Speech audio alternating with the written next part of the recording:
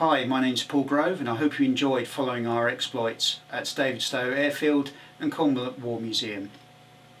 I've been editing the footage now for about 2 weeks, and one thing I always say to people who film anything to do with the paranormal is always check what you've caught, because there's maybe something that you didn't see on the night, and this was the case in point at the museum, and I'll show you what we got a little bit later. But first of all, you may remember at the beginning of the film my colleague Mark showed you some CCTV cameras that we had set up to a laptop computer that were due to be set off if there was any motion detected. Now, we got 2 hits and I'd like to show you the first hit we got that night.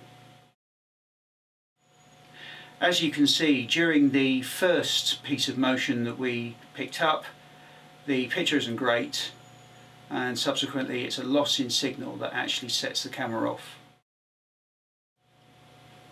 However, the second capture is much more interesting. At first it doesn't seem apparent as to why the camera activated, but if you look closely right in the middle of the screen, you may see that there is something moving right in the centre.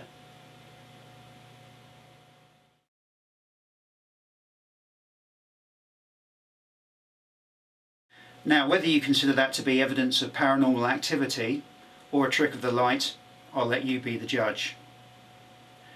What I'd like to move on to now is one of the interesting pieces of evidence that I actually stumbled across as I was editing the footage from the air raid shelter. On this paper, we'd ask you to write something for us.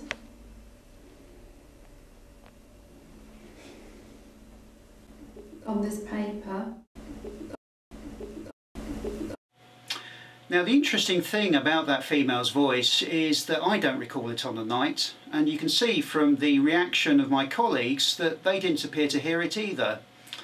And it fits in with what we were experiencing in the air raid shelter. We really did feel at points as if there were children running around outside. So much so that myself and my colleague Mark decided to go out and see if anybody had managed to get inside the museum complex. We didn't get huge amounts of spectacular evidence at the Davidstow Airfield and Cornwall War Museum.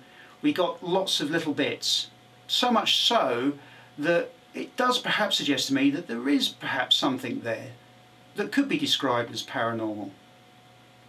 I'd like to thank the owners of the museum for letting us come and investigate, and I hope you get the chance to visit at some time in the future.